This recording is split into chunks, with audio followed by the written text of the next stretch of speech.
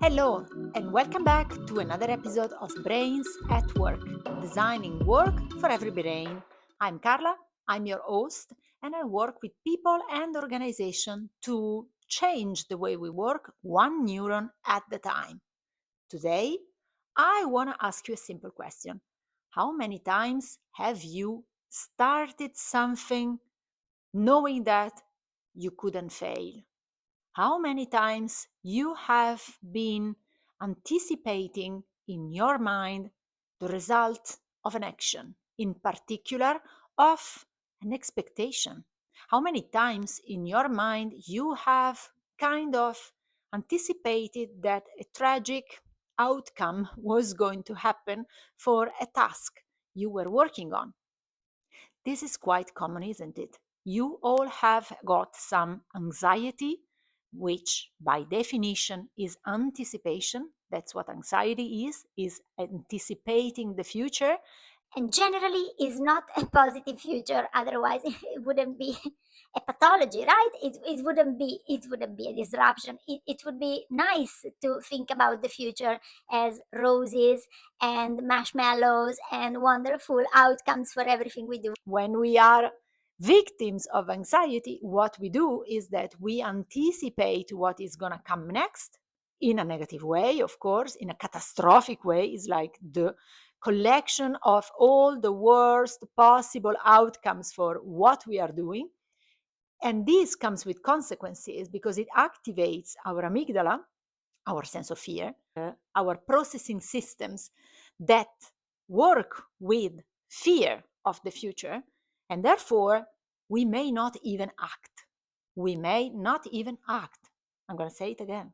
In the sense that you may auto sabotage yourself, self sabotaging the actual potential positive outcome of your actions by not even starting it. Or another very common pattern is to start being in the quest for perfection. And if perfection is not there, then I'm not going to even start.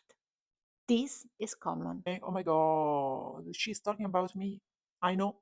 Well, I'm talking about many. You are not alone, first of all.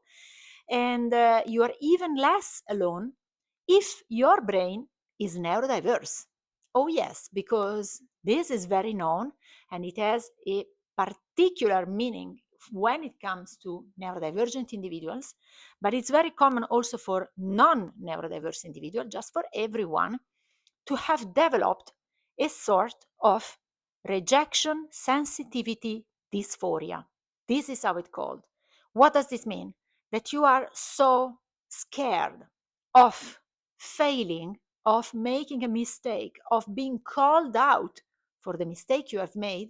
And if you are neurodiverse, you have been raised with a large 30% plus negative comments from your family, from your teachers, from your mentors, from your peers. So you are kind of already almost sure that it's going to go bad. So it's not even at the level of anxiety or anticipation of a negative future.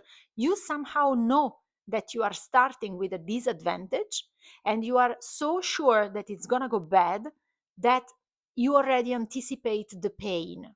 And whenever anyone makes a negative comment on us, if you are neurodiverse, this can result in an explosion of physical pain, on an emotion that translates into a body reaction so strong that is close to any other form of pain, as if you have been hitting the couch with your foot, for example.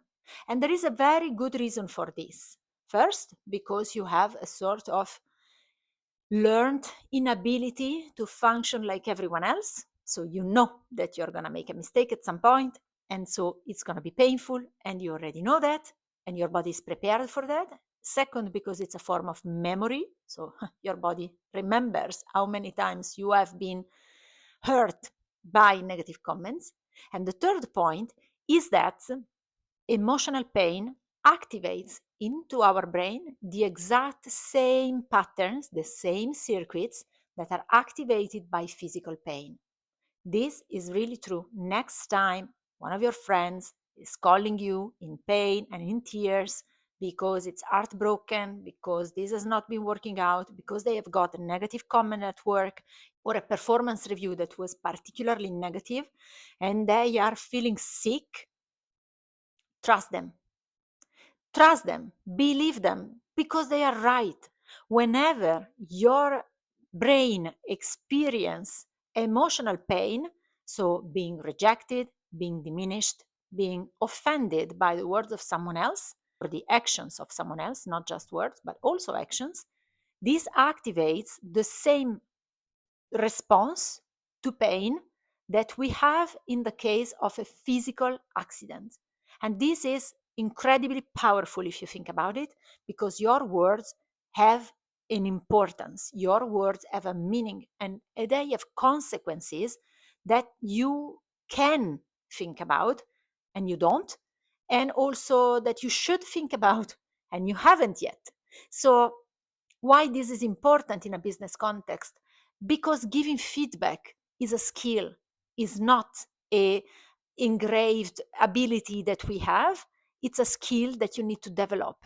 It's a sensitivity you need to develop.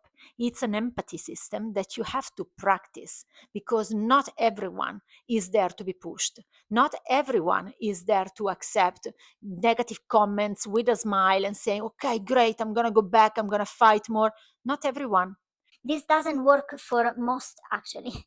There are very few people who like to be challenged like that, and not by anyone, but mostly by someone they have a good esteem of. Either you are an exceptional leader, exceptional with integrity, with competence, you are the best in your category yourself. Otherwise, put on some satin gloves before giving feedback to your coworkers and do it in an appropriate manner, because nobody wants to be spoke to as, an animal. No, no, no. There needs to be respect, there needs to be empathy, there needs to be understanding, and it has to be constructive and not destructive. Yeah? Okay. I hope the message came through straight, loud, and clear. And I am looking forward to our next episode. Let us know in the comments if you were aware of it, if you knew it, if you have been practicing it before. Let me know, and see you next time.